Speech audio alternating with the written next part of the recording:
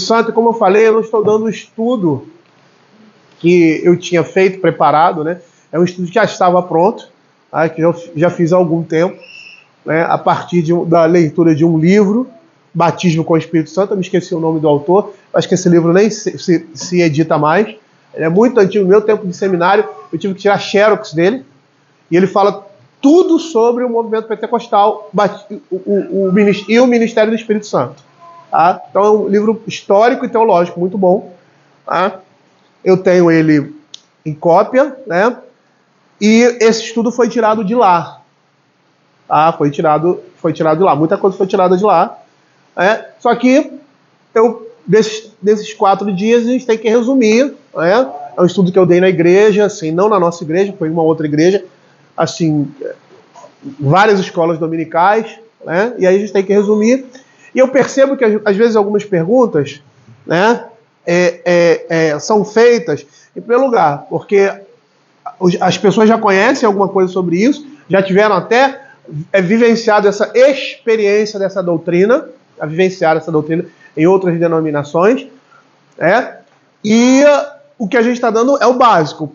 Percebam que nos primeiros dias eu estava falando sobre a habitação do Espírito Santo, mostrando aos irmãos, né, que todo crente, verdadeiramente crente, que foi alcançado, eleito e que foi chamado eficazmente, que isso é uma consequência, né, por Deus, por meio do Espírito, ele tem o Espírito Santo. Então isso ficou muito claro.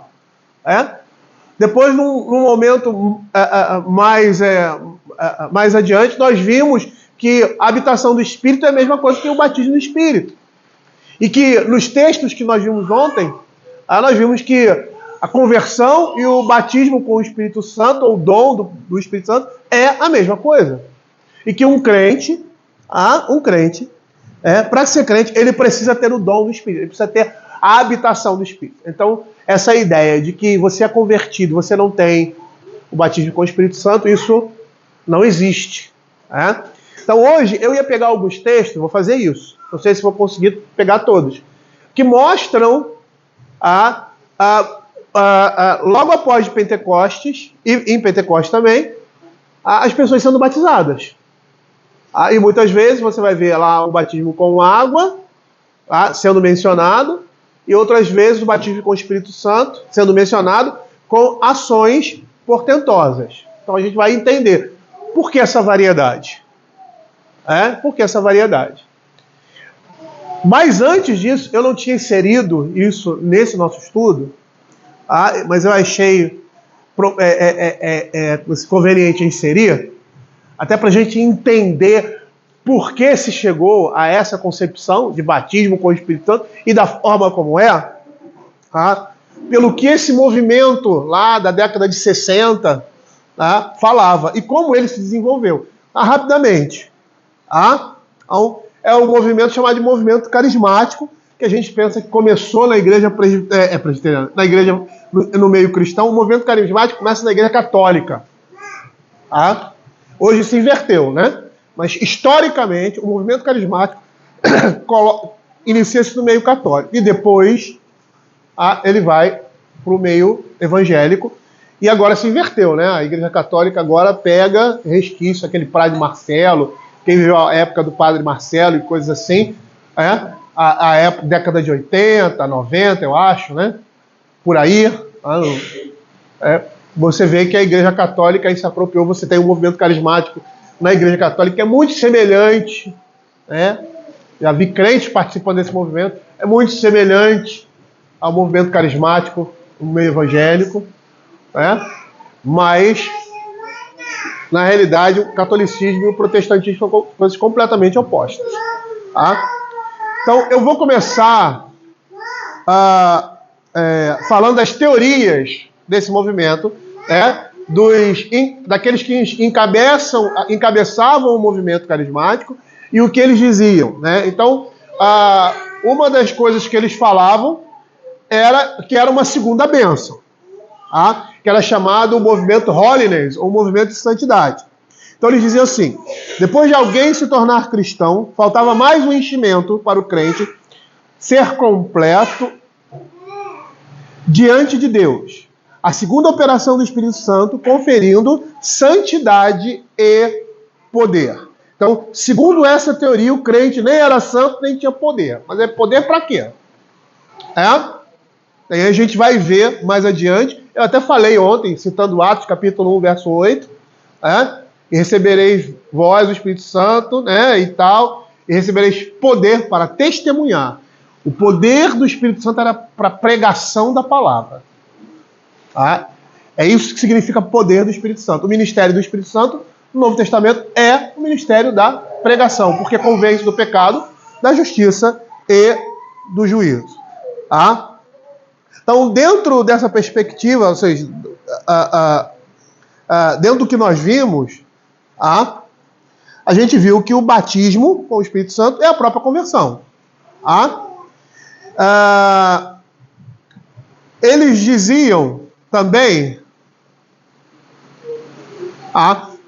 que o crente pode ser convertido e não ser batizado com o Espírito Santo. Mas isso é impossível. Como nós vimos lá em Romanos capítulo 8. É muito claro, abram aí, quem abrir pode ler, Romanos capítulo 8, verso 9.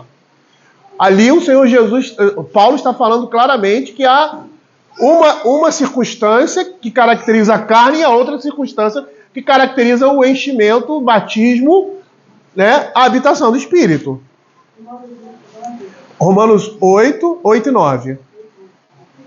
Portanto, os que estão na carne não podem agradar a Deus. Vós, porém, não estáis na carne, mas no Espírito. E de fato, o Espírito de Deus habita em vós. E se alguém não tem o Espírito de Cristo, esse tal não é Deus. Então percebam aí que Paulo não fala de uma segunda bênção, de uma segunda, não. São duas classes. Ou você está na carne ou você está no Espírito. Aí nós vimos que o batismo com o Espírito Santo significa o quê? Purificação de pecados, que é a santidade. Aí nós temos aí Atos capítulo 22, se alguém pode abrir para mim e ler, Atos 22, 16. Atos 22, 16. E agora, por que te demoras? Levanta-te e recebe o batismo e lava os teus pecados, invocando o nome dele. Pronto, então você percebam aí que o batismo com água, em nome de Cristo, por isso Paulo vai dizer lá para os Efésios, viu? Quem me perguntou, em que vocês foram batizados? No batismo de João. Aí ele batiza. Aí batiza em nome do Pai, do Filho e do Espírito Santo, em nome de Cristo. Nós vamos chegar, se der tempo a gente chega lá. Mesmo se a gente não chegar, a gente vai entender o que esse texto vai mostrar. Uma das pessoas, lá no século XVIII, que começou a postular essas ideias, é chamado de Charles Finney, o nome dele. Charles Finney era um pastor presbiteriano, ele era um advogado que se converteu ao cristianismo quando adulto, e se tornou pastor presbiteriano. E as teorias que nós temos hoje a respeito de tudo que você vê no movimento pentecostal estavam presentes nele ali. Então, olha o que ele dizia. Algumas coisas que ele dizia. Deus considera necessário o uso da emotividade que existe na raça humana para produzir excitações poderosas entre as pessoas antes de poder levá-las a obedecer. Então, essa era a teoria dele. Então, ele usava determinados artifícios para gerar isso, como nós vemos hoje, aqueles apelos, aí o cara vai falar, aí alguém fica tocando uma música, bem assim e tal, aí ele começa a falar, aí as pessoas começam a chorar, a se derramar e tal, e aquela coisa toda. Bota uma música tal, vamos fazer assim, vamos fazer uma peça, vamos, para chamar as pessoas a essa emoção. Ou seja, vamos gerar essa emoção que é algo unicamente do Espírito Santo, vamos tentar gerar isso neles. Essa era a teoria deles. Aí ele continua dizendo e explicando por quê. Isso. Os homens são tão lerdos a coisas para desviar de suas mentes da religião e opor-se à influência do evangelho, que é necessário levantar uma emoção entre eles até varrer os obstáculos que criam oposição. Então ele dizia, precisamos criar um ambiente emotivo. Por isso que você vê hoje, em algumas igrejas, né, retiros, aí o pessoal fecha tudo, né, apaga a luz, aí aquela coisa, aí tem aquela choradeira, tudo levando a esse tipo de emoção, criando esse tipo de emoção, mas que são coisas que não vêm do Espírito Santo de Deus. Tá? O homem é extremamente emotivo, né? Quando eu prego, eu falava sobre isso, né? Eu me lembro de uma época que eu trabalhava na Fundação Getúlio Vargas, e aí eu saía bem cedo de casa, e a nossa igreja era lá em Niterói, era congregação ainda, né? Acho que no primeiro lugar onde a gente alugou ali, naquela lojinha. E aí eu saí de casa assim, né? Aí eu passei por um lugar, tinha uns peruanos tocando, né? Aquelas flautas e tal. Aí eles estavam tocando aquela música do John Lennon, Yesterday. Eu já tinha escutado aquela música 500 vezes. Cara, mas era uma coisa tão linda, tão bem, sabe, tocada, que eu parei, tinha um monte de gente parando assim, parei e comecei a chorar. Eu me sentia, assim, emotivo naquele momento, por aquela, sabe? E aí, tal, provavelmente aquela manhã eu devia estar propenso a alguma coisa e tal, né? Mais emotivamente assim, né?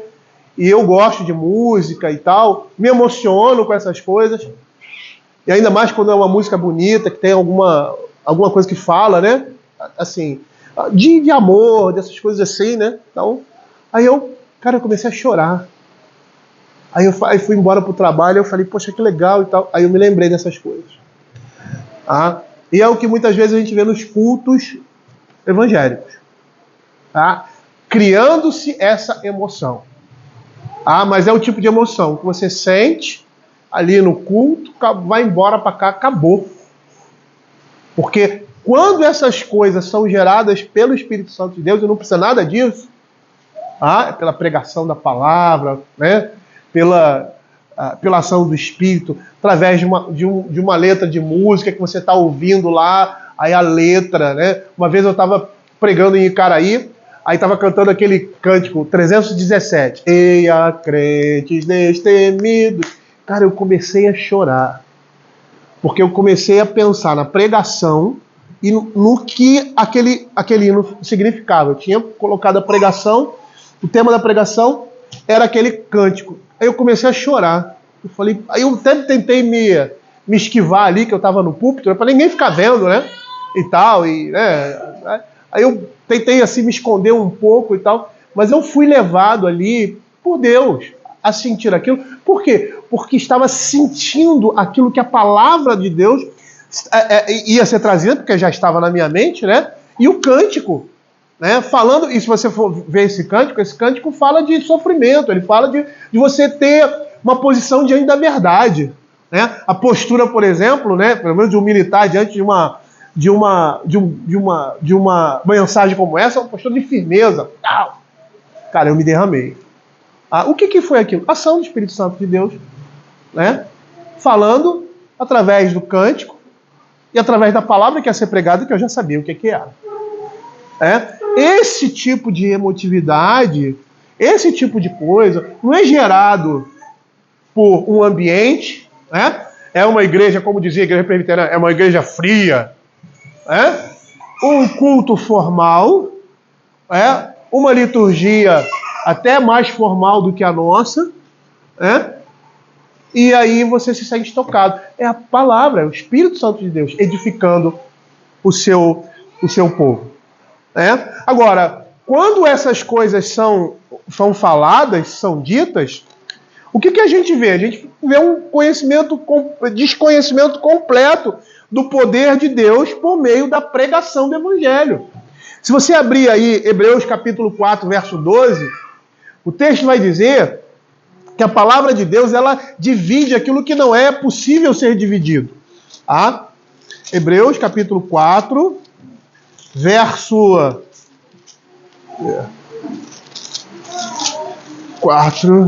12.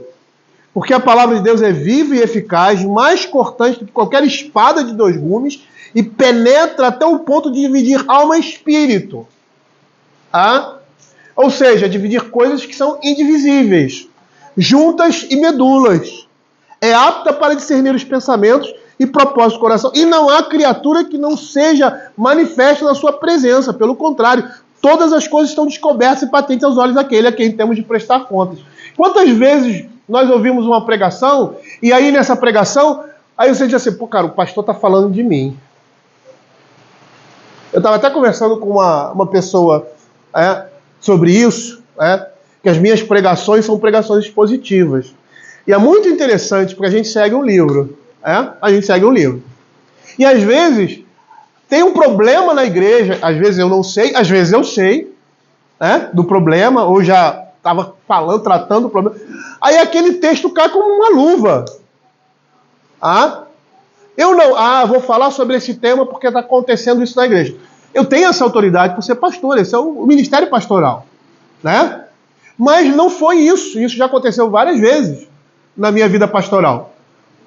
E aí o texto está ali, e eu falei, cara, eu vou pregar tudo que eu tenho que pregar, que está aqui no texto, até porque as coisas estão acontecendo. E é interessante porque esse tipo de coisa é a ação do Espírito Santo de Deus, e não tem como uma pessoa chegar, isso é uma mensagem para mim, não tem.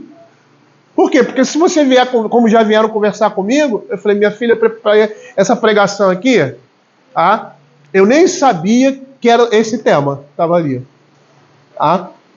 Eu não fiz propositadamente. A igreja está passando por essa situação, então eu vou pregar esse texto. Não, eu escolhi para pregar esse texto ano passado. E nesse dia, no momento que a igreja está vendo, caiu o texto que se refere ao problema que nós estamos vivendo na igreja. Então, assim, é o Espírito Santo. Entendeu? É Deus guiando o seu povo. Então a gente não precisa criar momentos, criar situações, para despertar nas pessoas esse tipo de sentimento, esse tipo de coisa, porque o Senhor é Senhor da igreja e Ele vai fazer isso, conforme a sua vontade. Fala. Isso aí é aquilo que você estava falando ontem, que é a consequência do ensino errado. Se eu não me engano, eu tenho quase certeza que é a soteriologia dele é completamente... Ele era arminiano, né? Exato. Ao extremo. Ele entendia que a vida de Cristo, a sua existência aqui na Terra e a sua morte seriam unicamente como um exemplo dos cristãos seguirem. Ou seja, não tinha nada, nem um caráter de expiação, nem um caráter de remoção de pecados na vida e na morte de Jesus. Era só um exemplo para os cristãos seguirem. Então é aquilo que a gente estava falando, que o Marcos reforçou ontem, né? Às vezes as pessoas têm um conceito muito errado sobre doutrina. Porque o que acontece é que muitos ensinam doutrina sem aplicá-la na prática. E às vezes a aplicação da doutrina, determinada doutrina prática, primeiro você precisa conhecer a doutrina para depois aplicá-la. Mas isso é essencial na vida da igreja. E é isso que vai alimentar a igreja. A sã doutrina, aquilo que a palavra de Deus fala sobre isso. Abra Gálatas capítulo 3, verso 2. Gálatas 3, 2. Veja o que Paulo fala à igreja da Galácia. A igreja da Galácia era uma igreja pontual. Por quê? Porque eles receberam o evangelho, e vocês tinham lá tinha um grupo judaizante que dizia assim, olha, você tem que se batizar mesmo em nome de Cristo, mas você precisa se circuncidar. Paulo vai dizer assim, não. Então, aqueles que foram batizados em Cristo Jesus não precisam ser circuncidados. Não precisam ser circuncidados. Isso ficou para trás. E nesse momento aqui você tem um momento de intercessão, onde a igreja do Velho Testamento está se transformando agora numa igreja universal. Então você tem Paulo que foi circuncidado e recebeu o batismo. Você tem judeus que foram circuncidados e que foram batizados. Agora você tem gregos que foram batizados, mas não foram circuncidados. Por quê?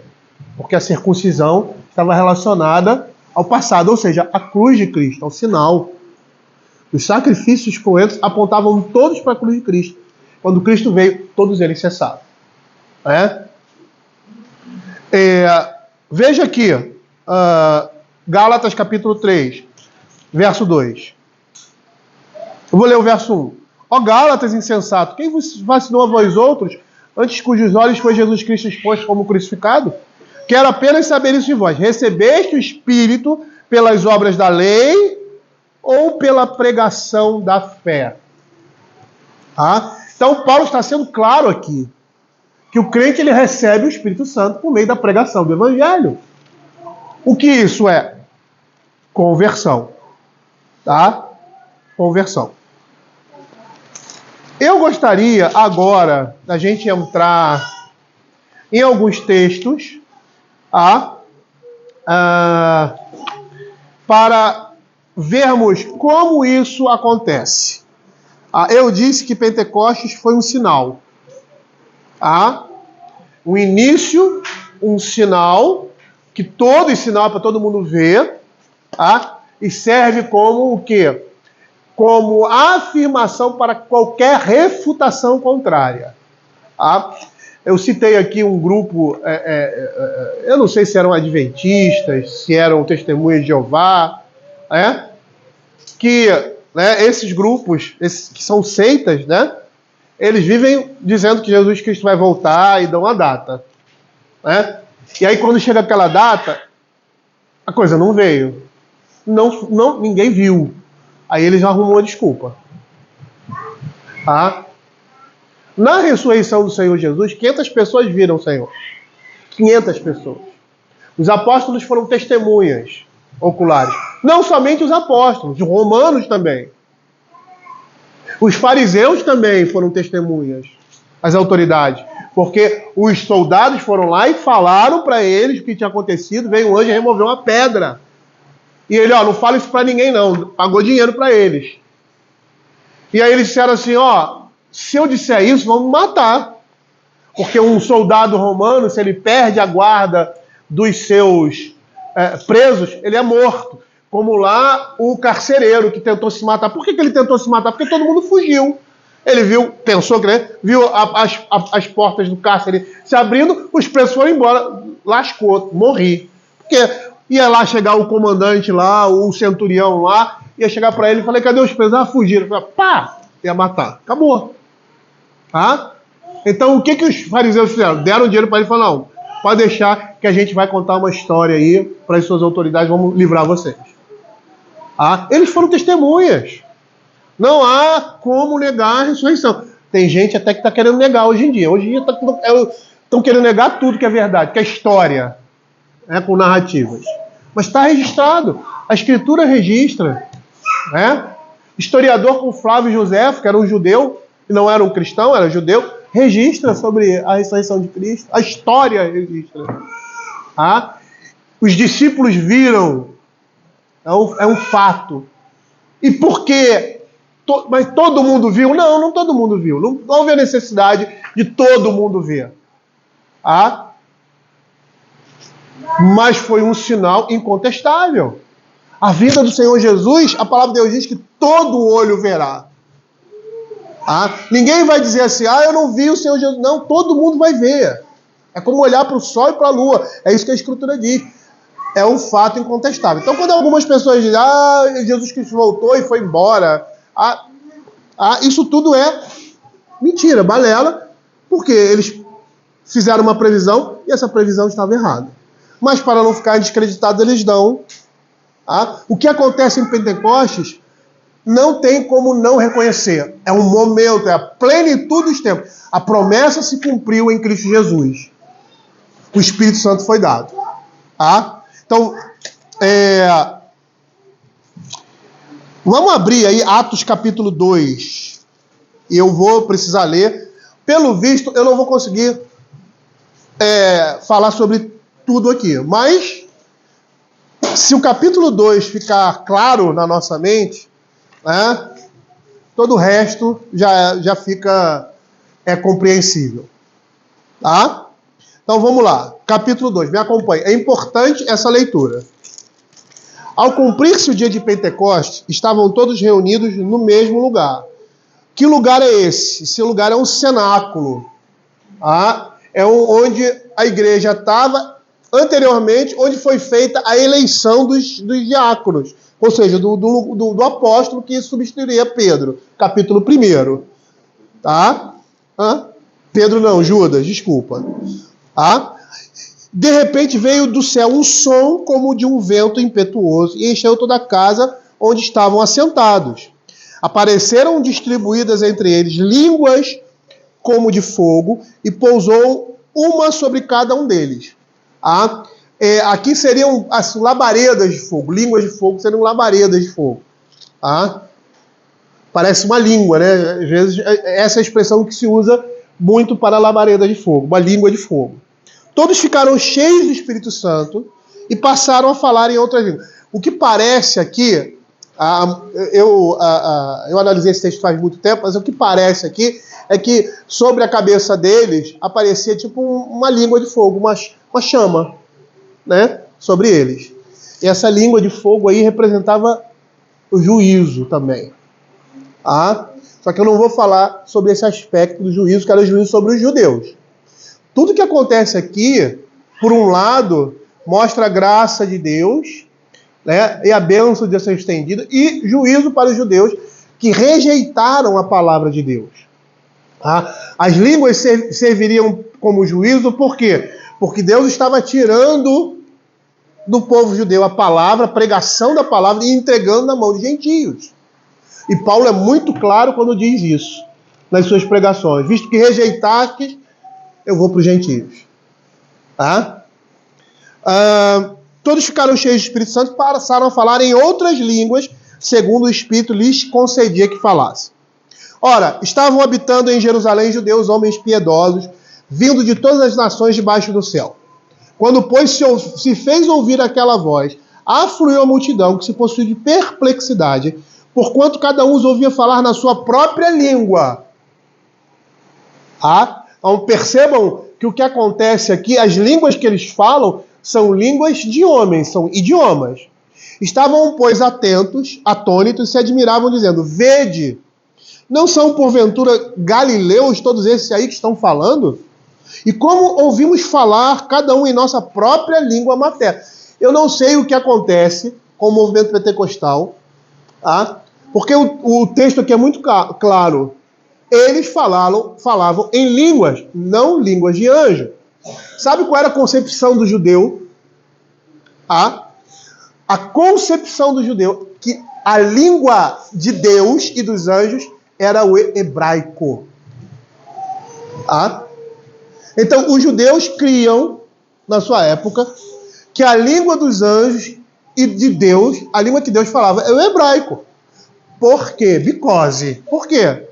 Porque todas as vezes que Deus falou e os anjos falaram aos homens, eles falaram na sua língua.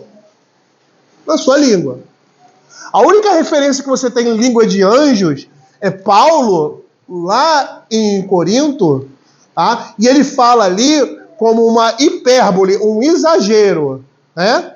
Dizendo que existem várias línguas, imensas línguas, hipoteticamente uma língua de anjos. Então, se hipoteticamente você falasse aquilo que ninguém fala, ninguém conhece, se não tivesse amor, isso não tem valor nenhum. Essa é a ideia ali. Então, o único texto que fala em língua de anjo é ali, mas com essa perspectiva.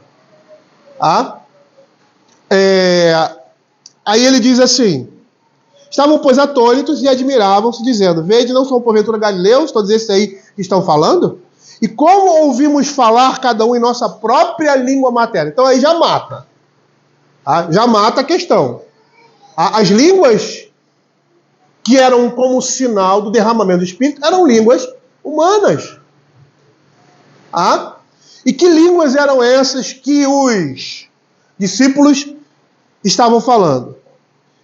Somos partos, medos, elemitas e naturais da Mesopotâmia, Judéia, Capadócia, Ponto e Ásia. Cada lugar que é citado aqui tinha uma língua diferente. Ali, no meio judeu, ou seja, na Palestina, falavam-se 3 línguas. o aramaico, o hebraico, seriam 4, né? O hebraico, que era a língua litúrgica, mas era uma língua que não era falada, né? Paulo, quando lá é preso, ele começa o seu discurso, ele começa a falar em língua hebraica, língua religiosa, era a língua que nos cultos do templo era falada, era lido, né, e falado. E aí as pessoas se calam, porque é um judeu que está falando, e está falando a nossa língua, quer dizer, a língua religiosa, vamos dizer assim. Então, naquela região se falava o aramaico, que era a linguagem comum dali, que é uma mistura do hebraico com, né? O hebraico, a língua litúrgica, o grego e o latim. Essas 4 línguas giravam em torno ali da Palestina naquela época. Tanto que quando Jesus morre, eles colocam uma inscrição em 3 línguas. 3, acho que é 2. Em latim e em hebraico. Que Jesus era o rei dos judeus. Jesus, o rei dos judeus. E por quê? Porque latim era a língua romana. Hebraico, aramaico, era a língua daquele que se falava ali naquela região. Aí ele diz, da Frígia, da Panfilha, do Egito e das regiões da Líbia, nas imediações de Cirene, e romanos que aqui residem, tanto judeus quanto prosélitos. O que é um judeu e o que é um prosélito? O judeu é aquele que nasceu no mundo judaico. Ele tem pai judeu, tem mãe judeu, nasceu, é um judeu, nacionalmente é um israelita. Quem é um prosélito? Prosélito é o cara que abraçou a fé judaica, um romano, um parto. Esses caras que estão aqui, eles são prosélitos. Porque eles vieram para uma festa. Que festa era essa? Festa do Pentecostes. 50 dias depois da morte de Cristo. Era uma festa que eles comemoravam, que representava uma festa do Velho Testamento. Então esses homens, que eram de outras nações, mas que abraçaram a fé judaica, se tornaram judeus. Eles eram nacionalizados, circuncidados, né, e nacionalizados. Seus filhos, quando nasciam, eles eram circuncidados e eram também nacionalizados, se tornavam judeus prosélitos. Então veja aqui, ele diz que tem judeus e prosélitos, cretenses e arábios. Aqui eu não sei, não lembro, se ele está se referindo às outras pessoas que estavam na festa, faziam parte da festa e não eram judeus, não eram crentes. Como os ouvimos falar ouvimos falar nas nossas próprias línguas as grandezas de Deus. Então, um outro ponto aqui extremamente importante. Qual era o conteúdo dessas línguas? A pregação da palavra. As profecias eram pregações, eram palavras vindas de Deus. Então eles falavam em línguas porque estavam profetizando, ou seja, eles estavam pregando. E aqueles homens estavam ouvindo a pregação do evangelho nas suas próprias línguas. Eles não precisavam aprender o hebraico, o aramaico, para ouvir a mensagem do evangelho. Eles não precisavam de um tradutor mais. Eles estavam ouvindo a pregação do evangelho na sua própria língua. E é isso que acontece no derramamento do Espírito. E a gente vai ver isso que está relacionado ao que Pedro vai falar sobre o sacerdócio universal dos crentes. O que é o sacerdócio universal dos crentes? O sacerdócio universal dos crentes é que os crentes participam do culto a Deus. Eles cantam, antigamente eram os levitas que cantavam. Eles oram, antigamente quem oravam eram os sacerdotes, em favor do povo no culto público. Todos os atos litúrgicos eram feitos por eles, pelos levitas, pelos sacerdotes. Hoje, o sacerdócio universal do crente significa que você pode orar a Deus diretamente. Por meio da mediação de Cristo. Você canta, ninguém faz isso no culto público. No culto público. Mediado por ninguém. O nosso culto é mediado por Cristo. Não tem um sacerdote mais que vai lá oferecer a oferta em meu favor. Eu faço isso. Não tem lá um sacerdote que vai orar pelos meus pecados. E eu estou falando liturgicamente, porque você sabe que o crente, na sua vida pessoal, Davi quantas vezes orou, ali no culto, eles eram representados por alguém. Eles iam pedir perdão pelos pecados, oferecer uma oferta, mas quem pediu perdão? Era o sacerdote. Quando o Senhor Jesus curou as pessoas, ele falava o quê? Vai no sacerdote e oferece a oferta devida. Ele tinha que ir lá e o sacerdote ia oferecer a oferta e essa oferta é recebida. Hoje em dia não se precisa fazer isso. Por quê? Quem é o sacerdote? Cristo. E o sacerdote representava Cristo. Hoje, quando nós queremos oferecer a nossa oferta, a gente oferece diretamente. Não precisamos de um intermediário.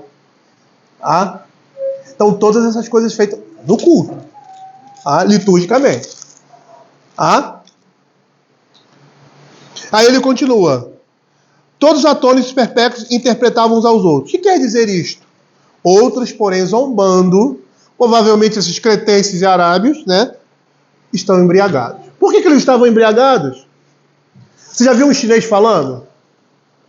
Eu, quando era pequeno, tinha menino, 9, 8 anos, Aí eu ficava falando assim, não estava falando nada, estava brincando. Você já viu um chinês falando? Você já viu um árabe falando? Cara, coisa de louco. Principalmente naquela região, que eles têm uma linguagem gutural. É tudo aqui na garganta. Entendeu? Você não entende nada. Mas o cara está cuspindo. E outros falam como se você tivesse... Cara, esses dias eu não sei, eu estava foi lá nos Estados Unidos. E aí o chinês conversando, meu amigo, eu falei, cara, essa é brincadeira de criança. Criança que tá... A maneira, como é que a pessoa pode se comunicar? Que língua é essa? Coisa estranha é essa. Essa é a ideia aqui. Então esses homens querendo zombar do que aquilo que estava acontecendo, eles estavam ouvindo, na sua língua. Esses caras estão embriagados. Por quê? Porque para eles, como para mim, quando eu era pequeno, isso é brincadeira de criança. É a criança que está brincando de falar alguma coisa que você não entende nada. Não, eles estavam falando a língua deles. Então vamos ver aqui a partir desse verso os desdobramentos. Olha o que diz o verso 14. Então se levantou Pedro com os 11 e erguendo a voz advertiu-os esses termos: varões judeus e todos os habitantes de Jerusalém, tomai conhecimento disto e atentai nas minhas palavras. Estes homens não estão embriagados, como vim dispensando, sendo a 3ª hora do dia. Mas o que ocorre é que foi dito por intermédio do profeta Joel. Ou seja, o que Pedro faz? Pedro reconhece que o que estava acontecendo aqui foi aquilo que tinha sido profetizado no profeta Joel no Velho Testamento. E a gente vai ver isso no decorrer de Atos. Acontecerá nos últimos dias do Senhor que derramarei do meu espírito sobre toda a carne. Vossos filhos e vossas filhas profetizarão, vossos jovens terão visões e sonharão vossos velhos. Ele está dizendo assim, olha, não vai existir mais esse negócio de classe. Todos agora vão poder profetizar. Essa é a ideia. Ou seja, todos vão poder falar das grandezas de Deus. Quando você olha para a cultura, para o Velho Testamento, existia uma família de sacerdotes. Quem não era da família de sacerdote não poderia oferecer o ofício sacerdote. Existiam famílias de profetas. Quando como é que é? Esqueci o nome dele agora. Que é o boiadeiro? Boaz? Não, como é que é? Amós. Pronto. Amós. Amós, ele começa a pregar e ele já começa a se explicar. Por quê? Porque ele era um homem comum. Ele não fazia parte da família profética. O povo de Deus não o via como profeta. E ele começa a profetizar. E ele diz, olha, o Senhor me tirou de lá para que eu profetizasse. Provavelmente a coisa devia estar muito feia em Israel. Por quê? Porque você tem uma tradição profética, você tem uma escola profética. E os profetas saíam geralmente dali. Aí ele está dizendo assim: vossos filhos e vossas filhas terão visão, e sonharão os vossos velhos, até sobre os meus servos, sobre as minhas servas, derramarei do meu espírito naqueles dias. Por que ele fala isso? Porque antigamente, entre o povo judeu, né, essas coisas aconteciam somente com quem? Com eles. Ficava restrito somente ao judeu e a uma determinada classe. Agora não. O Espírito Santo está sendo derramado sobre toda a carne. Não vai haver mais separação bárbaro, cítara, né? Judeu, homem, mulher. Não vai haver mais esse tipo de separação. Aí ele diz: mostrarei prodígios em cima do céu e sinais embaixo na terra, sangue, fogo e vapor de fumaça. O sol se converterá em trevas e a lua em sangue, antes que venha o grande e glorioso dia do Senhor. E acontecerá que todo aquele que invocar o nome do Senhor será salvo. Nós temos dois momentos da profecia aqui. O momento que estava acontecendo ali, em Pentecostes, e Pedro, é claro, e um momento que ainda ia acontecer, porque quando ele diz: mostrarei prodígios, o sol se converterá em trevas, ele está falando do último dia, quando o Senhor Jesus Cristo voltar. Então essa profecia, ela teve cumprimento parcial ali em Pentecostes, e vai ter o seu cumprimento final quando Cristo voltar. Aí veja o que Pedro continua dizendo: varões israelitas, atendei a estas palavras.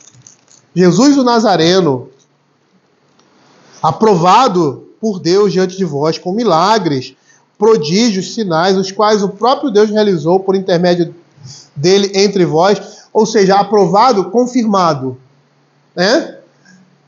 Os sinais, prodígios, milagres confirmavam a pessoa que estava fazendo isso. E foi dessa maneira que João Batista reconheceu que ele, Cristo, era o Messias, quando mandou que os seus discípulos fossem a ele, tudo que estava para vir, que na cabeça de João Batista era aquilo que ele pregou. Ele vos batizará com o Espírito Santo e com fogo. Ou seja, o fim estava próximo. O Senhor Jesus Cristo ia chegar e acabar. Pronto. Vou recolher o meu trigo no celeiro e a palha eu vou queimar. Mas isso não estava acontecendo. João Batista não está vendo isso. E aí ele ficou em dúvida, mandou os discípulos. Aí o que Jesus disse? Naquele momento, aqueles discípulos acompanharam Jesus. Vai e volta para Pedro. Os coxos andam, os cegos veem, e é pregado o evangelho aos pobres. Aí ele vai e fala. Aí João entende: não, esse é o Messias. Esse é o Messias. Esse é o tempo dele. É ele que estava para vir. Só que as coisas não aconteceram como João imaginava. Aí continuando aqui: sendo este entregue pelo determinado desígnio e presciência de Deus, vós o mataste, crucificando por mãos de Nícolas, o qual, porém, Deus ressuscitou, rompendo os grilhões da morte, porquanto não era possível fosse ele retido por ela. Porque a respeito dele diz: diante de mim envia sempre o Senhor, porque está à minha direita, para que eu não seja abalado. Por isso se alegrou o meu coração e a minha língua exultou. Além disso, também a minha carne repousará em esperança, porque não deixará a minha alma na morte, nem permitirás que o teu santo veja a corrupção. Fizeste-me conhecer os caminhos da vida e encher-me-ás de alegria na tua presença. Irmãos, seja-me permitido dizer-vos claramente a respeito do patriarca Davi, que ele morreu e foi sepultado, e o seu túmulo permanece entre nós até hoje. Sendo, pois, profeta, sabendo que Deus lhe havia jurado que um dos seus descendentes se assentaria no trono, prevendo isso, referiu a ressurreição de Cristo, que não foi deixado na morte, nem o seu corpo experimentou a corrupção. E aqui é interessante porque aqui você vê o Salmo 110. Tem até aquela música, né?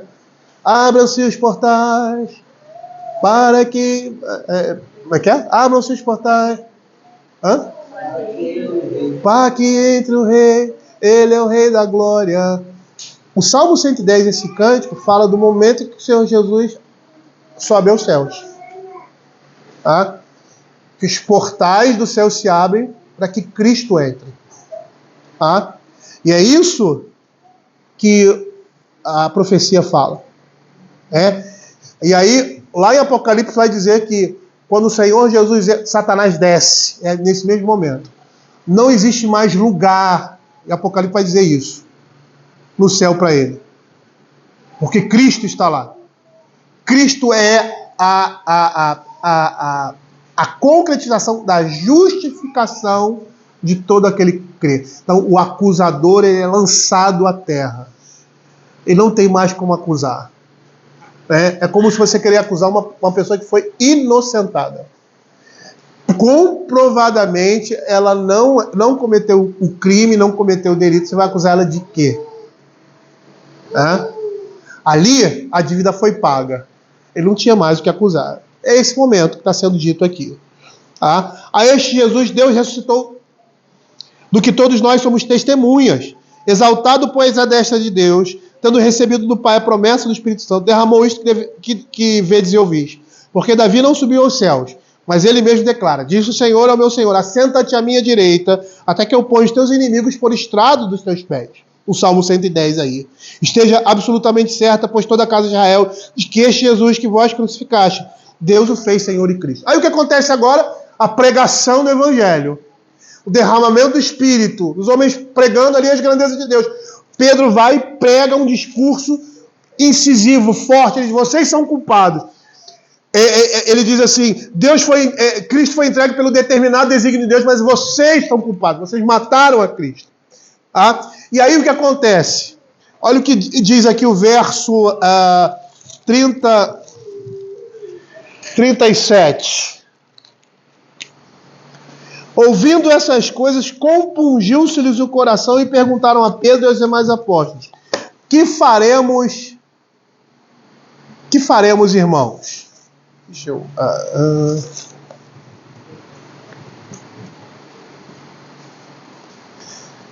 eu me perdi aqui, vou continuar aqui. Que faremos, irmãos? A palavra compungir aí significa atormentar a mente, agir veementemente. É a resposta da pregação de Pedro, é a ação do Espírito Santo fortemente no coração desses homens. Ou seja, ele pregou a palavra, o Espírito Santo agiu no coração daqueles homens, porque você está vendo ali o derramar do Espírito fortemente. E aí o que eles falam? Então respondeu o Espírito: arrependei-vos e cada um de vós seja batizado em nome de Jesus Cristo para a remissão dos vossos pecados e recebereis o dom do Espírito.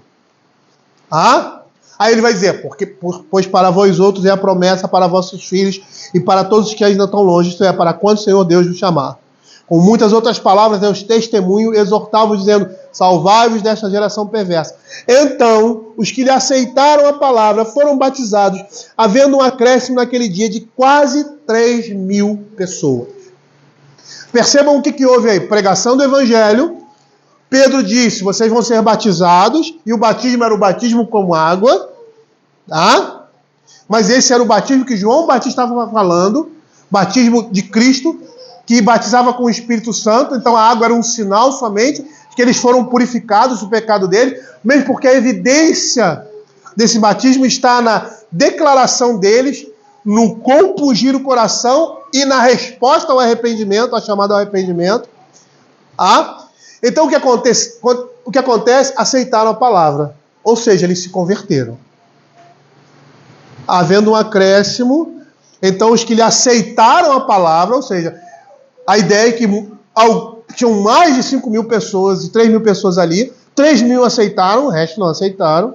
Havendo um acréscimo naquele dia de quase 3.000 pessoas. Veja o que ele diz aqui. Aceitaram a palavra e foram batizados. Eu vou fazer uma pergunta. Esses 3.000 falaram em línguas e profetizaram? Por que não falaram em línguas? Eles não receberam o dom do Espírito? Os apóstolos não receberam? E começaram a pregar o Evangelho, as grandezas de Deus. Começaram a falar em línguas humanas, ou as línguas das pessoas que estavam ali presentes. E por que eles não falaram em línguas? Por que eles não profetizaram? Porque isso era um sinal somente. Isso não era normativo para a igreja. Ou seja, todo mundo que foi batizado tem que falar em línguas para ter o dom do Espírito. Não é isso que diz o texto. A evidência do dom do Espírito Santo é o arrependimento e a fé.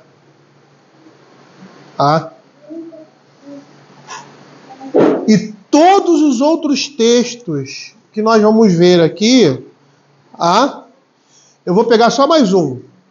Eu tinha 5 ou 6 textos para nós analisar. Mas fosse só analisar mais um, que são 11:10, 11:20 eu disse que ia terminar. Abram aí Atos capítulo 8. Versos de 26 a 40. Eu não vou ler todo o texto, vou seguir a minha sequência aqui, né? Então aqui, o que nós temos aqui? Nós temos um relato do batismo de um oficial egípcio, um eunuco, provavelmente um judeu prosélito. Ele estava lendo o livro do profeta Isaías, então ele era um cara rico. Era oficial de um faraó, provavelmente, ou um oficial egípcio. A Bíblia, ou esses escritos, não se tinha em qualquer esquina, como é hoje. É extremamente raro, até por causa do contexto da época, né? A gente sabe que foi em Gutenberg que a coisa deslanchou, por causa da invenção da imprensa. Então, qualquer produção literária era difícil, e não era uma coisa que circulava. A gente fazia, pega a folha aí. Não era assim. Então, você já vê aí que ele era um homem que tinha posses proeminentes de autoridade, o próprio texto vai dizer, né? Ele diz assim, verso 27, um etíope, eunuco, alto oficial de Candace, rainha dos etíopes, o qual era o superintendente de todo o seu tesouro que viera adorar em Jerusalém. Ele era negro. Ele vem da Etiópia, era negro.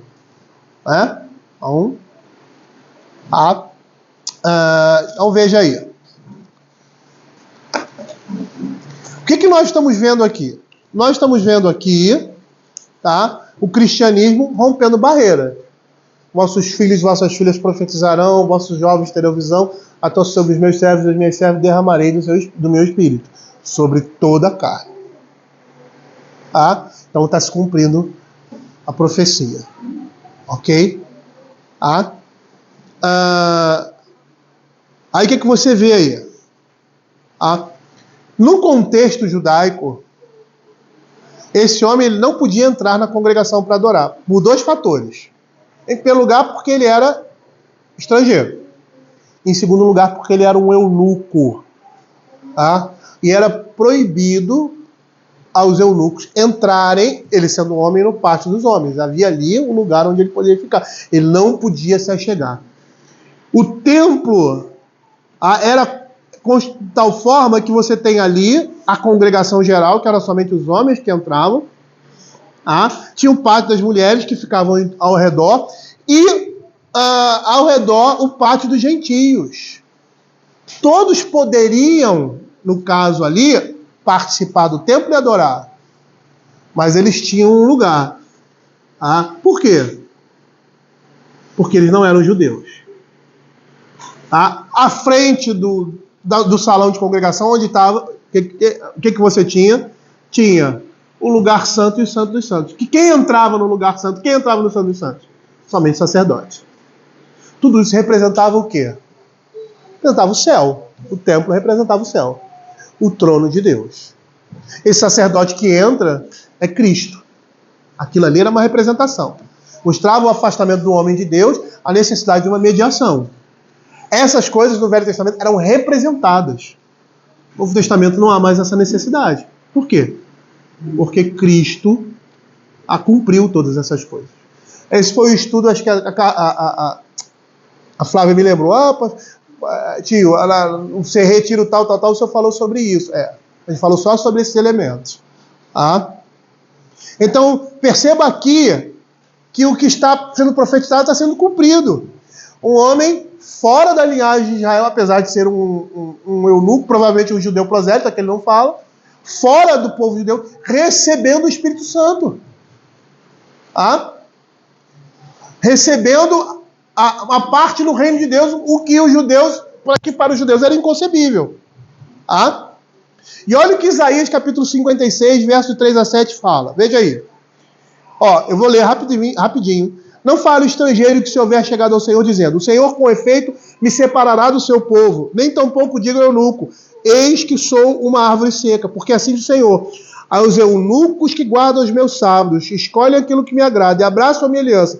Darei na minha casa e dentro dos meus muros um memorial e um nome melhor do que os filhos e filhas. O nome eterno darei a cada um deles, que nunca se apagará. Aos estrangeiros que chegam ao Senhor para o servirem, para o amarem o nome do Senhor, sendo deste modo servos seus, sim, todos os que guardam o sábado, não o profanando. E abraço a minha aliança, também os levarei ao meu santo monte, e os alegrarei na minha casa de oração. Os seus holocaustos e seus sacrifícios serão aceitos no meu altar, porque a minha casa será chamada casa de oração para todos os povos. Isso aqui já era uma mensagem do que viria posteriormente a partir de Cristo. O homem não poderia, é o que, por exemplo, você vê no decorrer de Atos. Quando a Assembleia se reúne lá em Atos capítulo 15, né, e Paulo vai dizer, juntamente com os outros apóstolos, que os judeus, que os gentios estavam recebendo a fé. E que não havia necessidade de eles abraçarem o quê? A circuncisão e as leis judaicas. E aí todos concordaram com isso. Né? E aí diz assim, o que eles devem se abster? Aí, de carnes contaminadas, tal, da imoralidade. A única coisa que os gentios agora, que eram inseridos na fé, deveriam evitar, que era igualmente aquilo que os judeus evitavam. Só isso. Mais nada. Eles não precisavam se circuncidar, eles não precisavam observar as leis, eles não precisavam seguir os rituais. É tão interessante, isso é um momento de transição, muita gente não entende isso. Paulo, numa das suas viagens voltando para Jerusalém, ele é visto com duas pessoas, um é Timóteo e o outro é Tito. Tito era romano, Timóteo era filho ele tinha pai romano, mas tinha mãe judaica. E Paulo diz que ele deveria fazer os votos. Ele faz os votos junto com Paulo. Tito não. E aí acusam Paulo de ter introduzido um estrangeiro no templo. Não era estrangeiro. Porque eles viram Paulo no templo com Timóteo, viram Tito, aí juntaram uma coisa, uma calúnia. Fizeram uma calúnia contra. Foi por isso que tentaram matar Paulo. Por quê? Por causa dessa separação. Não há mais separação agora no Novo Testamento. O evangelho é para todos. Não existe uma segunda classe de pessoas. E o que você vê aqui? Lá no final. A pregação da palavra, que ele abre o texto do profeta Isaías, que fala de Cristo. E aí, percebam o contexto. Filipe é chamado por Deus, por meio do Espírito Santo, para ir para aquele lugar. Um anjo do Senhor falou, olha, houve circunstâncias extraordinárias. Aí ele vai para lá, ele encontra aquele homem e chega perto. E o cara está abrindo o texto de Isaías. E aí ele correndo, porque os caras andavam numa liteira, né? Eu acho que é liteira o nome, é tipo uma carruagem de pessoas, né? Ele para e fala, não, sobe aqui, vamos... Você sabe o que você está lendo? Não. O profeta fala dele ou fala de outro? Aí ele senta e prega o evangelho. Ele fala da mesma mensagem que Pedro falou lá. Porque aqui, no capítulo 8, ele está lendo o profeta Isaías. Foi levado como ovelha ao matadouro e como um cordeiro mudo. Está falando do sacrifício do Senhor Jesus. Então ele prega o evangelho. E tudo que era concernente ao evangelho. Aí ele diz assim, no verso 34. Então o eunuco disse, peço, me expliques a quem se refere o profeta? Fala de si mesmo ou de outro? Então Filipe explicou, e começando por essa passagem, anunciou-lhes a Jesus. Seguindo eles caminho fora, chegando a certo lugar onde havia água, disse o eunuco, eis aqui água, que impede que eu seja batizado? Filipe respondeu, é lícito se crê de todo o coração. E respondendo ele disse, creio que Jesus Cristo é o Filho de Deus. Então mandou parar o carro, ambos desceram, e Filipe batizou o eunuco. Quando saíram da água, o Espírito do Senhor arrebatou o Filipe, ele sumiu, ele desapareceu. Não vendo mais o eunuco, e este foi seguindo seu caminho cheio de júbilo. O que nós estamos vendo aqui? O eunuco falou em línguas? Não. Ele profetizou? Não. Ele recebeu o dom do Espírito? Recebeu. Por todas as circunstâncias que nós vimos. E não só isso. Qual a evidência dele ter recebido o dom do Espírito? A pregação seguida da fé e o júbilo. A alegria, o júbilo, que vem depois do ato, confirmando que ele foi batizado com o Espírito Santo. Mas não teve línguas, não teve profecia. Por quê? Porque essas coisas foram um sinal. Um sinal de que a promessa que Cristo havia dito, dado e falado, em particular com os discípulos, ficar em Jerusalém até que recebais poder do alto. Poder para quê? Para testemunhar, para pregar. E ali foi o marco. Então, a partir dali, você vê alguns batismos tendo essa mesma incidência que teve, não nos 3.000, mas nos apóstolos, de falarem em línguas e profetizarem. Por quê? Porque os discípulos de João, os samaritanos, eram pessoas separadas da fé judaica. Os samaritanos eram inimigos dos judeus. Então, se não houvesse um sinal semelhante ao que houve, como foi com Cornélio, a igreja ali que estava sendo formada iria se dividir. Pedro ele tem que se justificar. Pedro tem uma visão do céu que desce lá um monte de bicho que no Velho Testamento ele não podia comer, com as leis do Velho Testamento, e ali Deus está abolindo essas restrições. Por quê? Porque essas restrições apontavam para essa separação mesmo. Do crente para o incrédulo. E que agora isso seria demonstrado de outra forma. Aí ele diz assim, olha, o que Deus purificou não considera imundo. E Pedro ficou pensando e tal, como é que é isso? Como é que eu vou comer essas coisas e tal? Aí daqui a pouco chega o cara, Cornélio, um gentio. Um judeu era proibido entrar na casa de um gentio. A gente não tem dimensão do que isso significa, porque a gente não viveu naquele tempo. A gente não sabe como essa... Mas percebam aqui que Pedro ficou, mesmo depois da visão, confuso e chamou testemunhas. Quando você chama testemunhas, no caso de... é porque você fica cabreiro, porque você está fazendo uma coisa certa, mas as pessoas podem, ao seu redor, dizer o contrário, então você chama uma testemunha. Não, realmente, eu atesto isso aí. Aí ele chamou essas... Por quê? Porque se ele fosse lá sozinho e voltasse, os outros da fé não iam acreditar nele, não. E aí o que acontece? Pedro está pregando, o que acontece com Cornélio? Cornélio começa a profetizar e falar em línguas, mas o eunuco não falou, os crentes de Tessalônica não falaram, outros crentes de Éfeso não falaram, e outros que aconteceu o batismo com água, o dom do Espírito, a conversão, Lídia não falou, Aí a Escritura diz que o Senhor abriu o coração dela, que é a ação do Espírito Santo. Mas eles precisam Cornélio. Aí Pedro diz, eu vou negar o batismo para aqueles que tiveram a mesma experiência que nós, ou seja, receberam o Espírito Santo, e essa é a evidência do derramamento do Espírito no início. Aí ele batiza. E aí os outros aplacam a sua vamos dizer assim, as suas dúvidas. Então, o que nós temos de normativo? Encerrando esse nosso estudo. A pregação da palavra, a resposta de fé em oração, de fé que já demonstra a habitação do Espírito no coração do crente.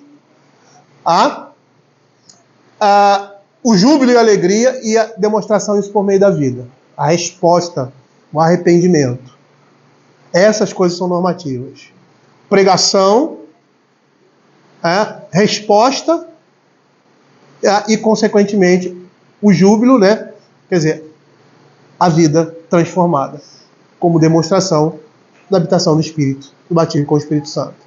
E aí, para terminar, a gente volta o que o apóstolo Paulo fala em Efésios capítulo 1, versos 13 e 14. Em quem também vós, está falando para os Efésios, depois que ouviste a palavra da verdade, o evangelho da vossa salvação, tendo nele crido, foste selados com o Espírito Santo da promessa, a qual o penhor da nossa herança, até o resgate da sua propriedade, em louvor da sua glória. Então, o que é o batismo com o Espírito Santo? O que é o dom do Espírito Santo? É a habitação do Espírito na vida do crente. Simples assim. que o possibilita, a partir de agora, a cada dia mais ser cheio do Espírito. E aí você vai ver Pedro dizendo que Deus providenciou todas as coisas em Cristo Jesus para uma vida de piedade com a finalidade da vida eterna. Você vai ver o apóstolo Paulo falando para você se encher do Espírito. E aí como é que você se enche do Espírito? No exercício da fé. Cantando, louvando a Deus, dando graças por tudo.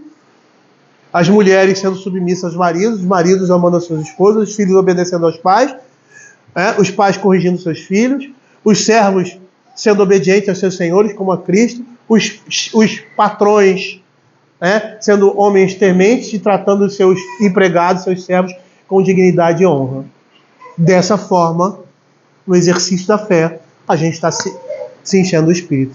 É por isso que o apóstolo Paulo, quando fala lá para os diáconos, ele disse que se eles exercerem bem o diaconato, eles alcançam proeminência e intrepidez na fé. Por quê? Porque cada passo dado, cada vitória, cada avanço que você tem na vida cristã, torna você mais intrépido, mais confiante em pregar e viver a palavra de Deus no mundo hoje.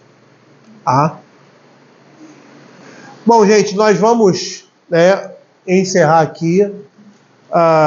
Eu até passei 5 minutos daquilo que eu havia dito. Vamos orar.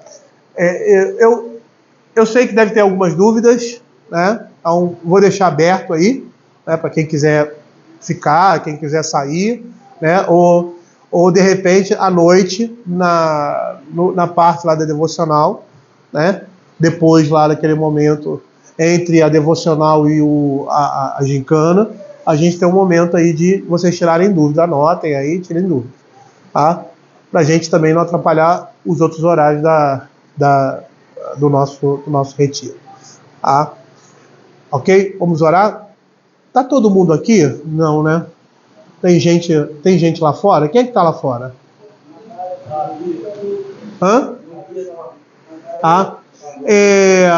Eu sei que o pessoal deve ter saído por causa de criança e tal. Eu gostaria de dar um aviso final aqui, depois da oração. Eu queria que todo mundo tivesse presente. Aí pede para esse pessoal chamar. Tem um diácono aqui que pode ir lá? Quem tem? Dá um pulinho. A Caio está lá. Pede para o pessoal se apressar. Se puder, às vezes está com alguma coisa ali, uma intercorrência ali no banheiro e tal. Pede para a gente dar um aviso final. Que é bom que todo mundo esteja junto, para todo mundo ouvir, para não ter que ficar falando várias vezes. Até mesmo para fugir, às vezes, do escopo aqui do nosso retiro. Vamos orar, então. Senhor, queremos agradecer ao Pai pela Tua palavra e queremos pedir que por meio da leitura, da exposição, da leitura de bons livros, ó Pai, possamos dirimir as nossas dúvidas com relação à fé e à doutrina. Percebendo, Senhor Deus, como é essencial para a nossa prática de vida, Senhor, conhecermos, ó Senhor Deus, o ensino correto das Sagradas Escrituras, aquilo que nós chamamos de sã doutrina. E que essas coisas possam nortear a nossa vida, a nossa prática religiosa, a nossa vida social, Senhor Deus, da maneira como nós vivemos, ó Pai. E que tudo isso seja feito para a glória do nosso Senhor e Salvador Jesus Cristo. É o que nós pedimos, em nome de Jesus. Amém.